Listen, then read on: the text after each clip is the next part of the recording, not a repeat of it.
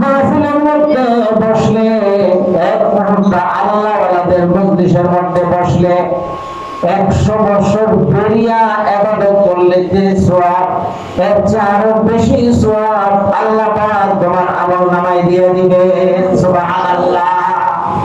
100 বছর বেরিয়ে ইবাদত, এটার কারণটা কি?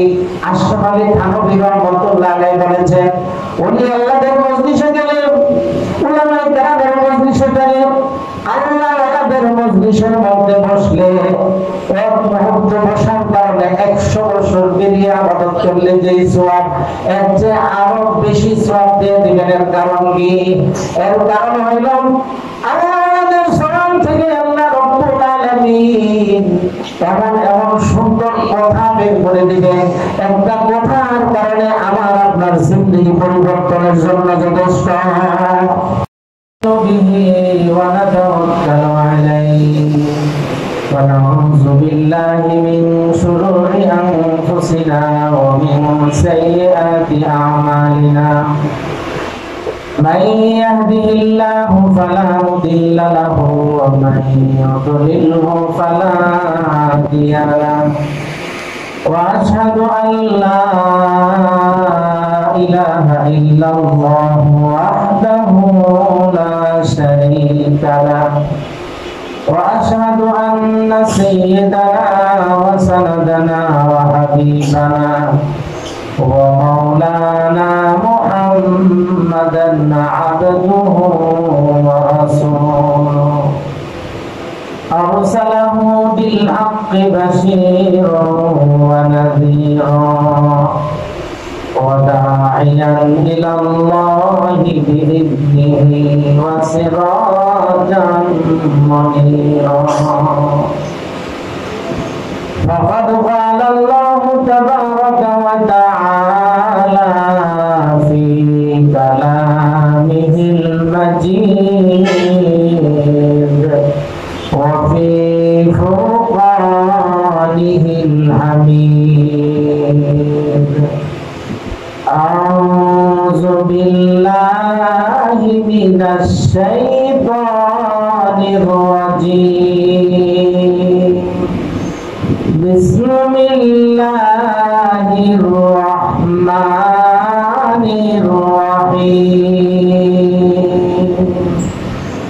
يا أيها الذين آمنوا اتقوا الله وكونوا مع الصادقين وقال النبي صلى الله عليه وسلم عليكم بمجالسة العلماء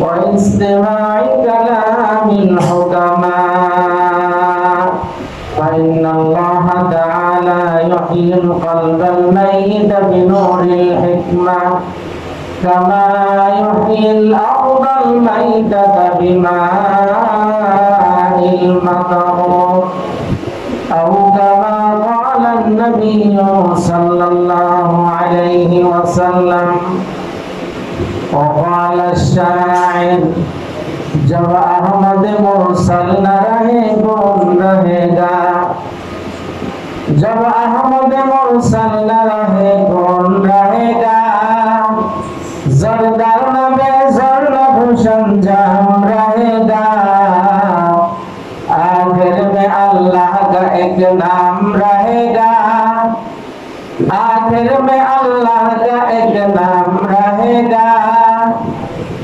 आबिद के नाज़बान खुदा गोशा नशीनाद बेचारा दवाए नए तारीख जबीना बेचारा दवाए नए तारीख जबीना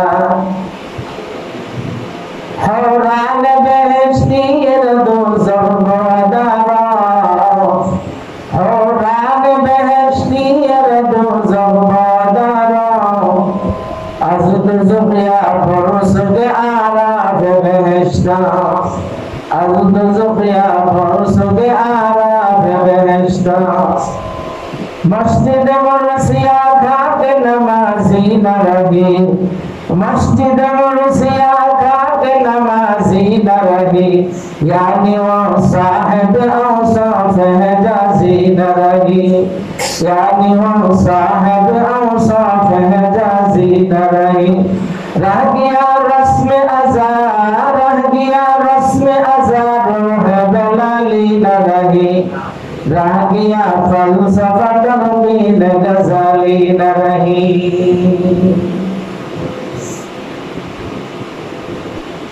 মাদ্রাসা বাহরুল উলুম কর্তৃক আয়োজিত মাসিক ইজতেমা আজকে সম্মানিত সভাপতি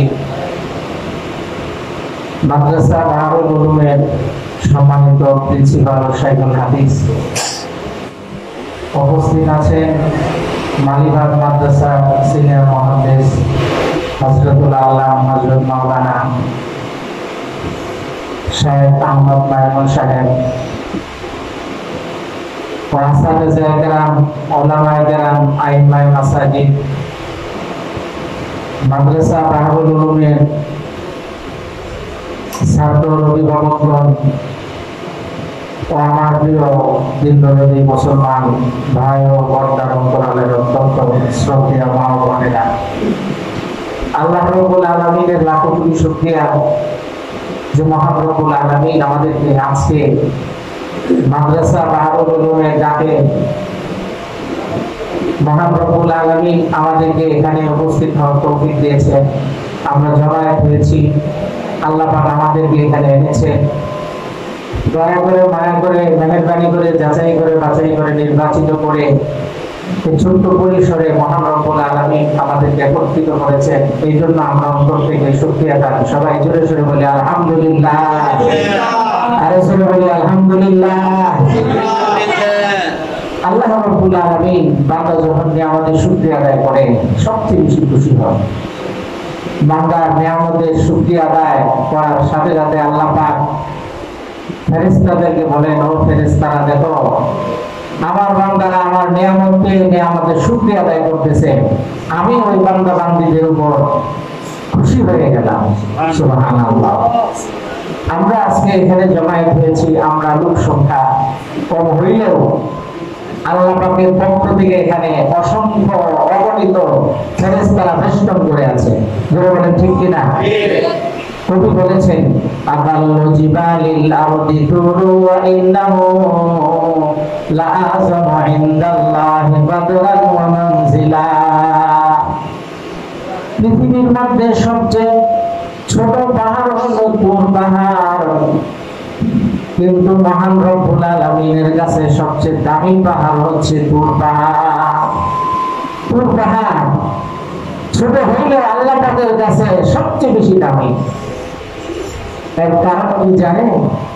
এর কারণ হচ্ছে তুর পাহাড়ে আল্লাহ রাব্বুল আলামিন হযরত মূসা আলাইহিস সালাতু ওয়াস সালামের সাথে কথা বলেছেন। যারা বলেন ঠিক কিনা?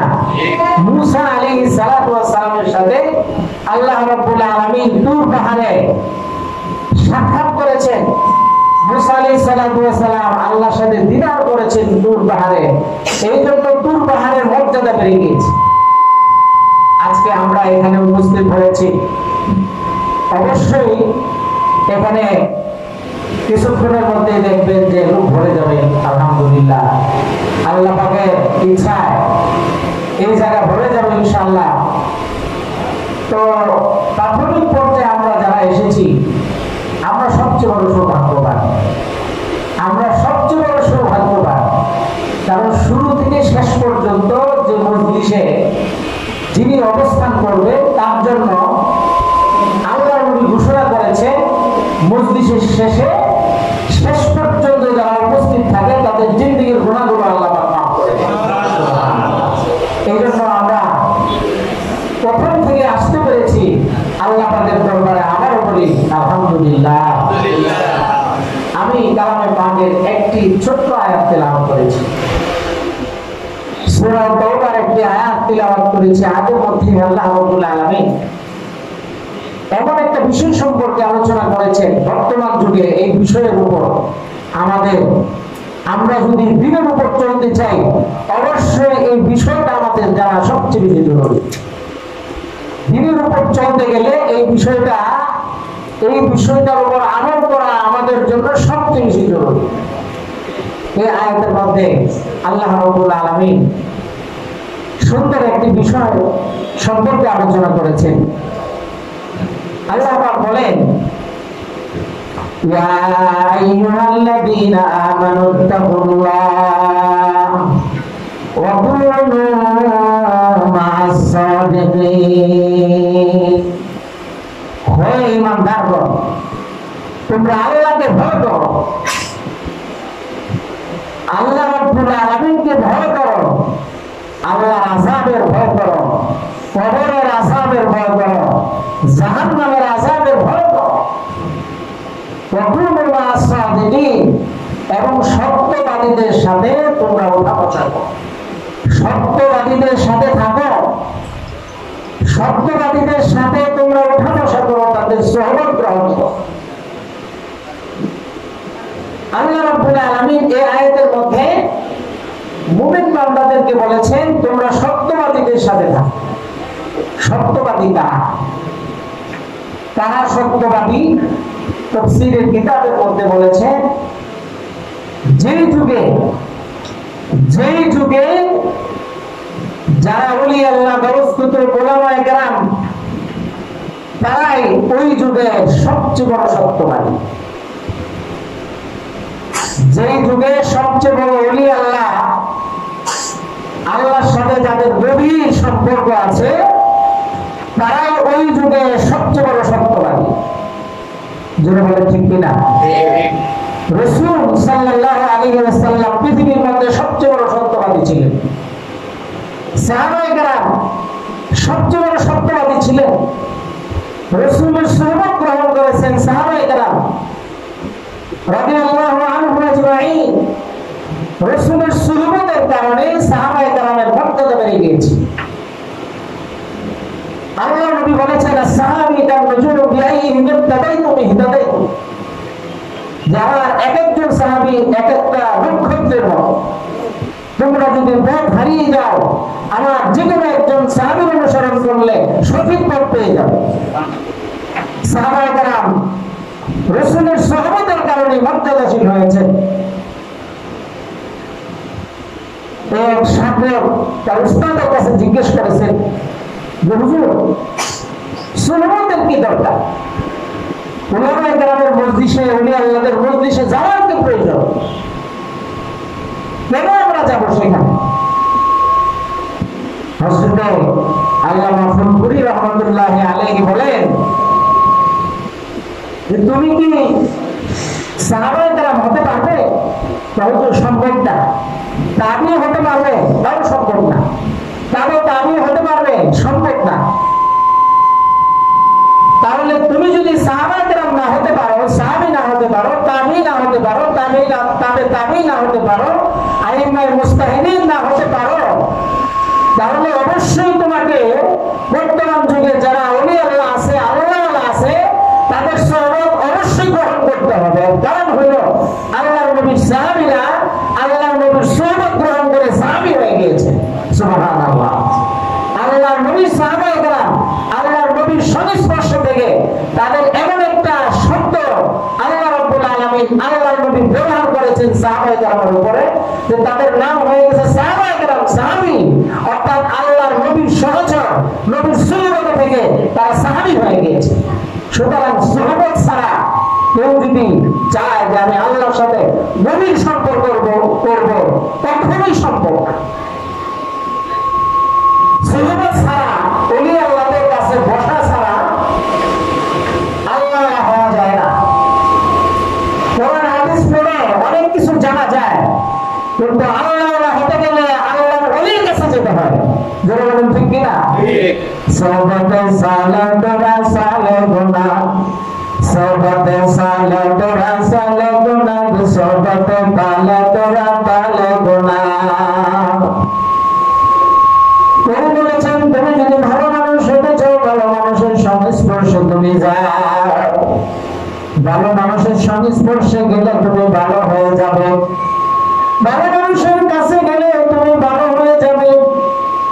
কেন ভালো হবে? আল্লাহ নবী হাদিসের মধ্যে বলেছেন, তুমি যদি আতরের বিক্রেতার কাছে যাও, যে ব্যক্তি আতর বিক্রি করে, আতরের দোকানে গেলে তুমি আতরের ঘ্রাণ পাবে, আর যদি তুমি কামারের দোকানে যাও তাহলে সেখানে তুমি ছাই পাবে, সেখানে ধুলাবালি এবং ছাই তোমার শরীরের মধ্যে আসবে। আতরের দোকানে গেলে তুমি আতরের ঘ্রাণ পাবে, কামারের দোকানে গেলে তুমি সেখানে ছাই পাবে। তাহলে আতরের যিনি আতর বিক্রি করে তার সাথে যদি তুমি সম্পর্ক করো তাহলে তুমি আতর পাবে, আতরের ঘ্রাণ তুমি পাবে, তোমার শরীরটা সতেজ থাকবে। আল্লাহর নবী বলেছেন, ইবনে মাজাহ শরীফের হাদিসের মধ্যে আছে, আতর বিক্রেতার কাছে গেলে আতরের ঘ্রাণ পাওয়া যায়, আর কামারের দোকানে গেলে সেখানে ছাই পাওয়া যায়। তাহলে তুমি ভালো মানুষের কাছে যদি যাও তাহলে ভালো কিছু পাবে, খারাপ মানুষের কাছে গেলে তুমি খারাপ হয়ে যাবে। এই জন্য তোমাকে ভালো মানুষের সংস্পর্শ গ্রহণ করতে হবে। ঠিক কিনা? এক জামানা সবতে বাউলিয়া, এক জামানা সবতে বাউলিয়া, বলবার সব সালাবা আদবেরিয়া। এক মুহূর্ত মাহফিলের মধ্যে বসলে, এক মুহূর্ত আল্লাহওয়ালাদের মজলিসের মধ্যে বসলে 100 বছর বেরিয়া ইবাদত করলে যে সওয়াব, এর চেয়ে আরো বেশি সওয়াব আল্লাহ পাক তোমার আমলনামায় দিয়ে দিবেন। সুবহানাল্লাহ। 100 বছর বেরিয়া ইবাদত, এটার কারণটা কি? আশরাফ আলী থানভী রাহমাতুল্লাহ আলাইহি বলেছেন, উনি আল্লাহর মজলিসে গেলে, উলামায়ে কেরামের মজলিসে গেলে, আল্লাহওয়ালাদের মজলিসের মধ্যে বসলে এক মুহূর্ত বসার কারণে 100 বছর বেরিয়ে ইবাদত করলে যে সওয়াব, এর চেয়ে আরো বেশি সওয়াব দিয়ে দিবেন। এর কারণ কি? এর কারণ হইল আল্লাহওয়ালাদের জবান থেকে আল্লাহ রব্বুল আলামিন এমন এমন সুন্দর কথা বের করে দিবেন, একটা কথার কারণে আমার আপনার জিন্দেগি পরিবর্তনের জন্য যথেষ্ট। ঠিক কিনা? এমন কথা আল্লাহ পাক ওলিউল্লাহদের জবান থেকে বের করে দিবে, একটা কথা আমার পরিবর্তনের জন্য যথেষ্ট, আর কিছু লাগে না। এক ব্যক্তি মাহফিলে গিয়েছে, একজন ওলির মাহফিলে গিয়েছে, যাওয়ার পরে অল্পক্ষণ পরে উঠে চলে আসতেছে। মাহফিলে যাওয়ার পরে, মজলিসে যাওয়ার পরে আল্লাহর ওলি একটু বয়ান করেছে, বয়ান করার পরেই সেখান থেকে তিনি চলে আসতেছে। কি ব্যাপার?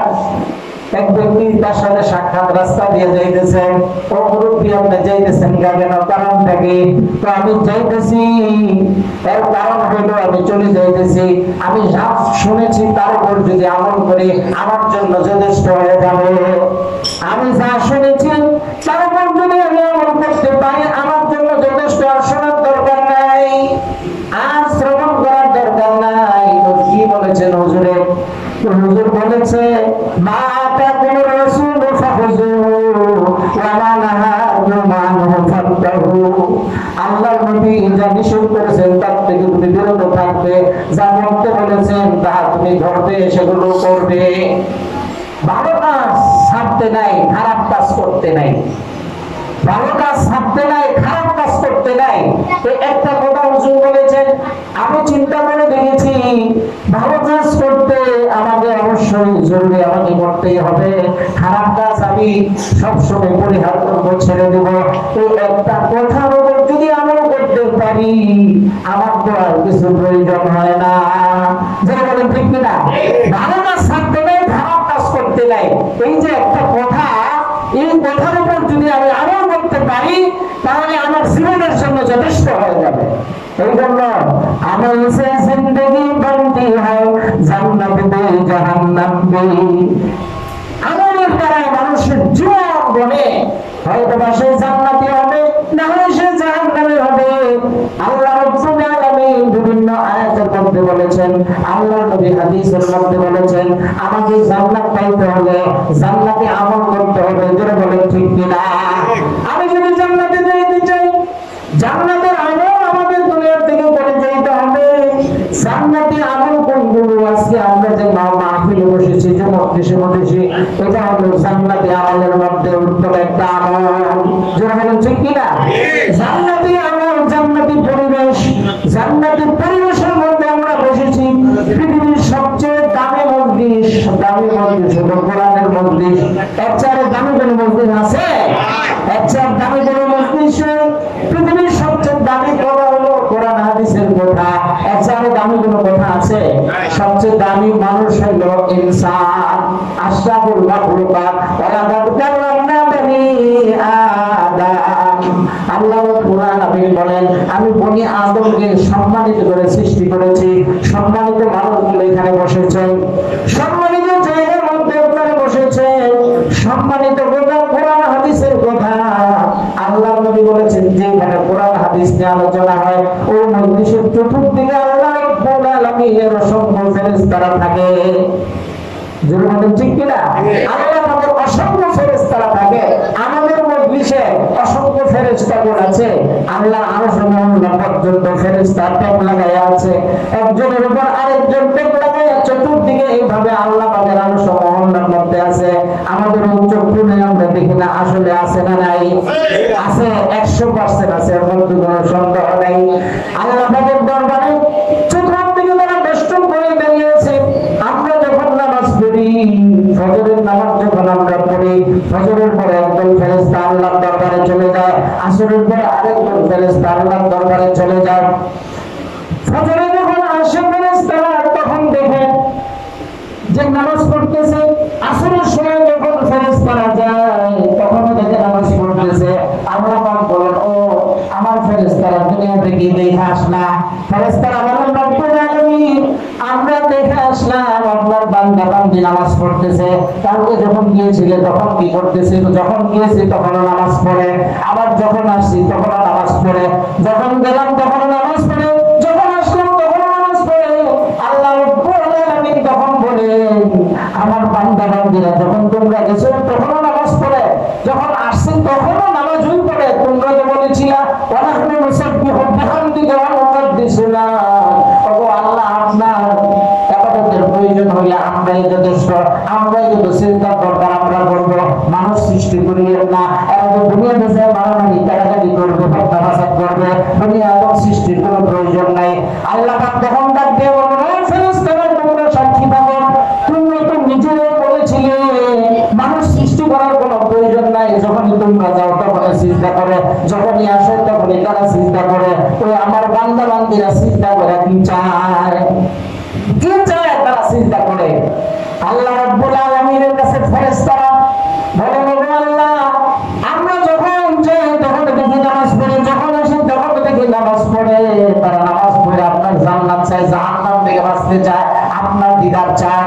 তারা জান্নাত চায়, জাহান্নাম থেকে বাঁচতে চায়, আপনার দিদার চায়। তো আগে আমার জান্নাত দেখেছে, জাহান্নাম দেখেছে, আমি আল্লাহকে কোনোদিন দেখেছে? ফেরেশতারা বলেন যে আল্লাহ দেখে নাই, আপনাকেও দেখে নাই, আপনার জান্নাতও দেখে নাই। জান্নাত বানানো আছে না নাই? জাহান্নাম বানানো আছে না নাই? ইনদা সিদরাতিল মুনতাহা ইনদা জান্নাতুল মাওয়া। আল্লাহ রাব্বুল আলামিন বলেন, সিদরাতুল মুনতাহার কাছে হলো জান্নাত। সাত আসমানের উপর সিদরাতুল মুনতাহা, এর উপরে হলো জান্নাত, এর উপরে হলো আল্লাহর আরশ মহল্লা। জান্নাত বানানো আছে, জাহান্নাম বানানো আছে, সাত জমিনের নিচে জাহান্নাম বানানো আছে, সাত আসমানের উপর জান্নাত বানানো আছে। কিয়ামত যখন কায়েম হয়ে যাবে তখন আসমানের দিকে তাকাইলে জান্নাত দেখা যাবে, নিচের দিকে তাকাইলে জাহান্নাম দেখা যাবে। সুবহানাল্লাহ বলুন। তাহলে জান্নাত উপর বানানো আছে, জাহান্নাম বানানো আছে। আল্লাহর নবী জান্নাত দেখছেন কি দেখছেন না? জাহান্নাম দেখছেন, জান্নাত দেখছেন। জান্নাতের শান্তিও দেখছেন, জাহান্নামের শাস্তিও দেখছেন। মেরাজের রজনীতে যেটা বলেন ঠিক কি না? রাসূল যখন মেরাজে গিয়েছিলেন আল্লাহ পাক জান্নাত দেখায় দিয়েছেন। নবীজি, একজন মানুষ, আপনাকে জান্নাত দেখাইলাম, আপনাকে জান্নাতের শান্তি দেখাইলাম। কত ধরনের শান্তি আর শান্তি! জান্নাতের শান্তির কোনো শেষ নাই, সুখের কোনো শেষ নাই। যেটা বলেন ঠিক কি না? জান্নাতের শান্তির কোনো শেষ নাই, সুখের কোনো শেষ নাই। জাহান্নামের শাস্তির কোনো শেষ নাই, কষ্ট আর দুঃখের কোনো শেষ নাই। বেহেশত আযাকে আযারে নবাশা, কাসরা বাকাসে কারো নবাশা। বেহেশতের একটা জায়গা, যে জায়গার মধ্যে শান্তি আর শান্তি, কারোর সাথে কোনো টক্কর লাগবে না। জান্নাত জাহান্নাম আল্লাহ পাক বানায়া রাখছেন, জান্নাতের শান্তি রাখছেন বানায়া, জাহান্নামের শাস্তি আল্লাহ পাক তৈরি করে রেখেছেন। তো আমি যেটা বলতেছিলাম সেটা হচ্ছে, আল্লাহ রাব্বুল আলামিন ফেরেশতা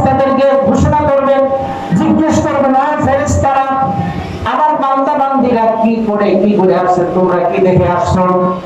দেখে আসছে অমুক জায়গায় তারা নামাজ পড়তেছে, বাহারুল উলুম মাদ্রাসার নতুন ভবনের মধ্যে তারা বয়ান শুনতেছে। তো বয়ান শুনে তারা কি চায়? বয়ান শুনে তারাও জান্নাত চায়। যদি বলেন ঠিক কিনা?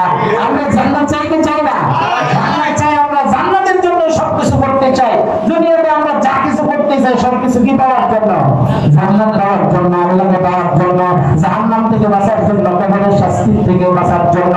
আমরা জান্নাত চাই, জান্নাতে যাইতে চাই। কথা কিন্তু তিনটা। জান্নাত থেকে আসছে দুনিয়াতে, এখন আসি জান্নাতে যাব। যদি বলেন ঠিক কিনা? এক বুজুর্গ বলতেছেন কথাই তিনটাই। আমরা জান্নাতে ছিলাম, এখন দুনিয়াতে আছি, আবার জান্নাতে যাব। এই কথা হলো সমস্ত বয়ানের মূল খোলাসা। জান্নাতে ছিলাম, দুনিয়াতে আছি, আবার জান্নাতে যাব। এটাই হলো আমাদের তামান্না। আল্লাহ রাব্বুল আলামিন বলেন, ও আমার বান্দা বান্দীরা, জান্নাতে যেহেতু ছিল তোমরা, আমরা তো জান্নাতে ছিলাম কি ছিলাম না? আমাদের বাবা আদম আলাইহিস সালাম জান্নাতে ছিলেন, হাওয়া আলাইহিস সালাম জান্নাতে ছিলেন, আমরাও ছিলাম জান্নাতে। জন্য বলেন ঠিক কিনা? জান্নাতে আমরা ছিলাম, দুনিয়াতে আসি জান্নাতে যাব। যেহেতু জান্নাতে ছিলাম, সেটার উত্তরাধিকারী আমরা সেখানেই যাইতে চাই।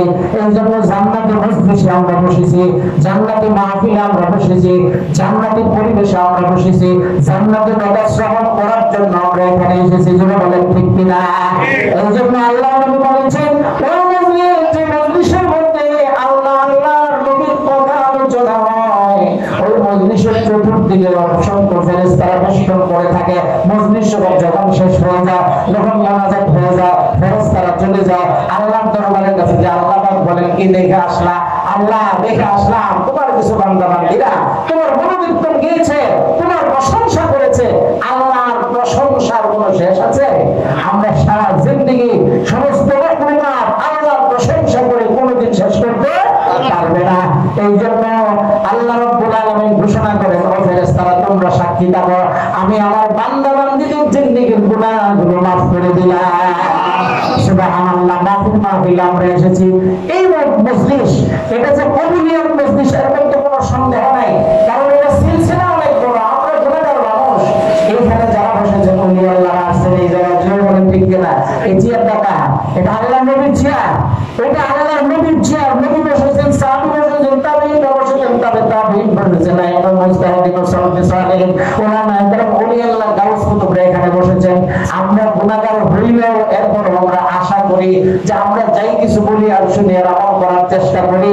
আল্লাহর কাছে ভরসা রাখি, আল্লাহ রাব্বুল আলামিন হয়তো আমাদেরকে মাফ করে দিবেন। জোরে বলেন ঠিক কিনা? এটা রাসূলুল্লাহ বসে বর্তমান করতেছে, আল্লাহ তোমার কাছে চাই, আমার নামটা যদি জাহান্নামের খাতার মধ্যে পড়ে যায়, তাহলে শুধু দোয়া করেন আর বলেন, হযরত ওমর রাদিয়াল্লাহু আল্লাহ আমার নামটা যদি জাহান্নামের খাতার মধ্যে চলে যায় থাকে, তোমার কাছে বলতেছি তুমি আমার নামটা জান্নাতীদের খাতার মধ্যে লিখে নাও। সুবহানাল্লাহ বলেন। তাহলে জান্নাতীদের খাতার মধ্যে আল্লাহ আমার নামটা আপনি লিখে নেন, আমি যেন জান্নাতে যাইতে পারি। তিনি বলেন, একটা মানুষ যদি জান্নাতে যায়, আমি আশা করি আল্লাহ পাক আমাকে জান্নাত দিবেন। একটা মানুষ যদি জাহান্নামে যায়, আমার ভয় লাগে না জানি আমি সেই লোকটা, কারণ আমি যে ইবাদত বন্দেগী করতেছি, আল্লাহ কবুল করতেছেন কিনা আমার জানা নাই। জোরে বলেন ঠিক কিনা? আমি আপনি যে ইবাদত বন্দেগী করতেছি, ইবাদত দিয়ে আমরা জান্নাতে যেতে পারবো? ইবাদত দিয়ে যেতে পারবো? উসিলায় যাইতে হবে জান্নাতে। এই যে আজকে মজলিস, এই মজলিস একটা উসিলা হতে পারে। এই মজলিসটা কবুল হয়ে গেছে, আমার জিন্দেগির অন্য কোনো আমল কবুল হয় নাই, এই মজলিস কবুল হওয়ার কারণে আল্লাহ পাক মাফ করে দিয়েছেন। জোরে বলেন ঠিক কিনা?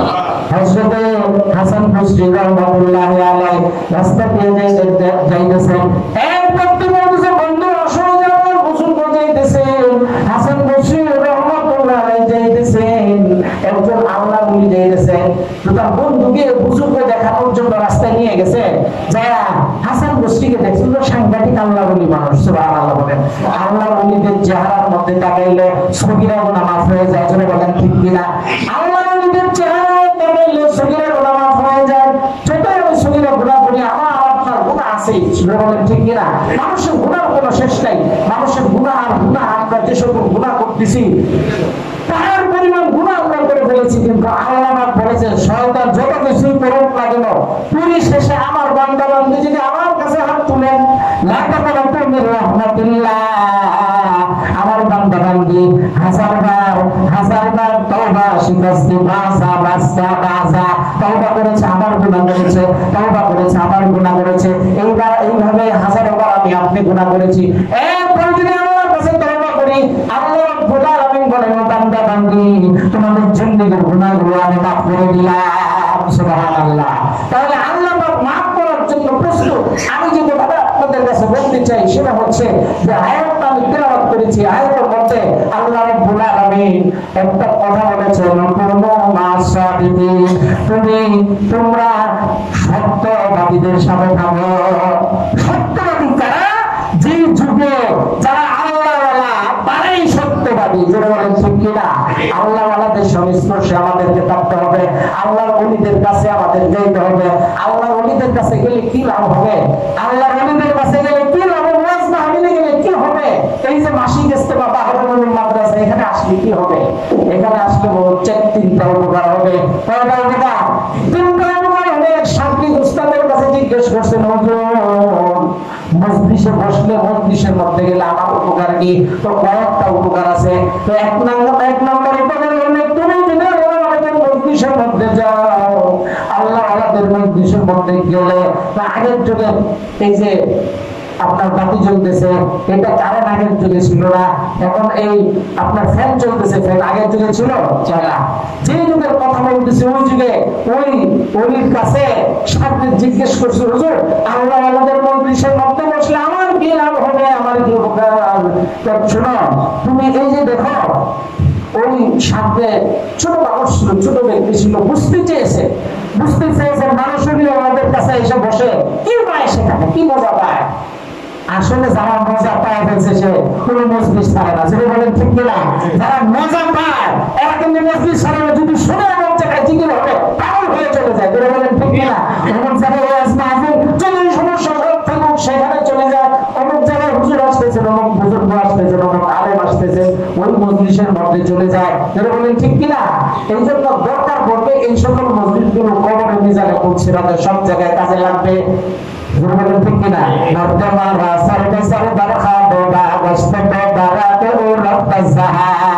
দুনিয়ার সমস্ত মানুষ ঘুমন্ত অবস্থা আছে, দুনিয়ার সমস্ত মানুষ আসলেই ঘুমিয়ে রয়েছে।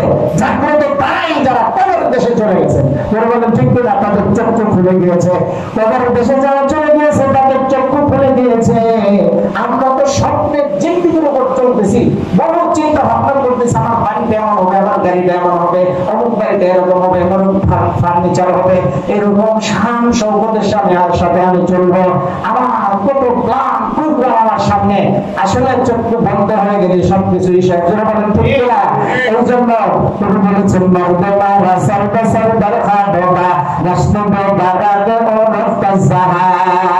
দুনিয়ার সমস্ত মানুষ ঘুমন্ত অবস্থায় আছে, চলে গেছে তারা। যারা জাগ্রত, যারা দুনিয়া থেকে চলে গেছে তারাই একমাত্র জাগ্রত। আমরা যে আজকে মাহফিলে এসেছি, বাহারুল উলুমের ডাকে আমরা এসেছি, কিন্তু এটা কি সওয়াব পাবো এটা এখন আমরা বুঝবো না।